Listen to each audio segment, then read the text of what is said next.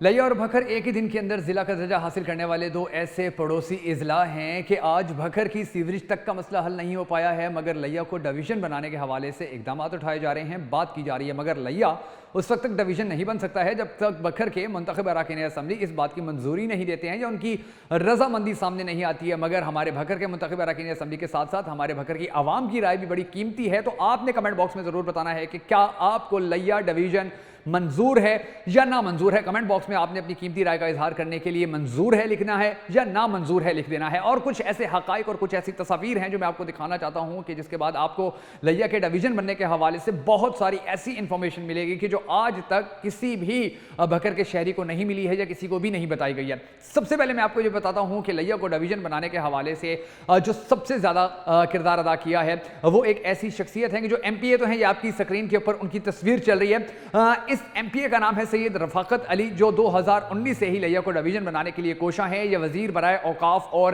مذہبی امور ہیں اور انہوں نے بہت زیادہ محنت کی ہے لیا کو ڈویژن بنانے کے حوالے سے، اور اب یہ کامیاب ہوتے نظر آ رہے ہیں۔ اب میں آپ کو ایک اور بات بھی بتاتا ہوں لیا کے ڈویژن بننے کے حوالے سے کہ یہ جو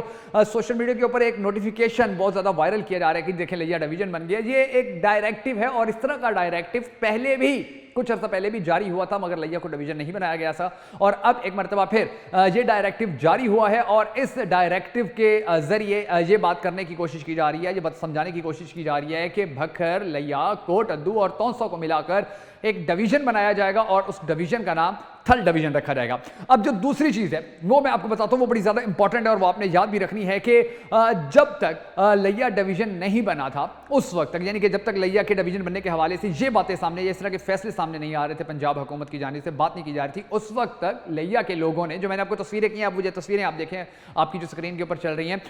اس وقت تک لیا کے لوگوں نے بہت مسلسل محنت کی ہے، مسلسل کوشش کی ہے، مسلسل آواز بنائی ہے کہ آواز اٹھائی ہے کہ لیا کو ہر صورت ڈویژن بنایا جائے۔ سوشل میڈیا کے اوپر وہاں کے نوجوان، وہاں کے بزرگ، وہاں کے سیاستدان، وہاں کے وکلا برادری، وہاں کے پولیس والے، وہاں کے سرکاری افسران، وہاں کے پرائیویٹ اداروں کے افسران، وہ سارے ہی کمپین چلاتے رہے کہ لیا کو ہر صورت ڈویژن بنایا جائے، اور ان کی یہ کمپین آج ان کو کامیاب کرتی نظر آ رہی ہے۔ جبکہ دوسری جانب ہمارے نہ صرف سیاستدان بلکہ ہماری جو عوام ہے انہوں نے بھی کبھی سیریس ہو کر سوشل میڈیا کے اوپر اس حوالے سے بات تک کرنا گوارا نہیں کی ہے کہ لیا بھکر کو ڈویژن بنایا جائے، اور اگر کبھی کی بھی ہے تو وہ اسی وقت کی ہے کہ جب ڈویژن کی باتیں پہلے سامنے آتی رہی کہ جی لیا کو ڈویژن بنایا جا رہا ہے یا میاں والی کو ڈویژن بنایا جا رہا ہے، تو اس حوالے سے جب خبریں سامنے آتی تھی، باتیں سامنے آتی تھی، تو اس کے بعد بھکر والے تھوڑے جاگتے تھے مگر پھر سو جاتے تھے۔ اب میں آپ کو یہ بتا دوں کہ اگر لیا ڈویژن بن جاتا ہے تو اس لیا کے ڈویژن بننے سے جو پازیٹیوٹی آئے گی کچھ علاقوں کے لیے، وہ یہ ہے کہ لیا سے جنوب میں 1.5 گھنٹہ کی مسافت کے اوپر کوٹ ادو ہے، 1.5 گھنٹہ کوٹ ادو دور ہے،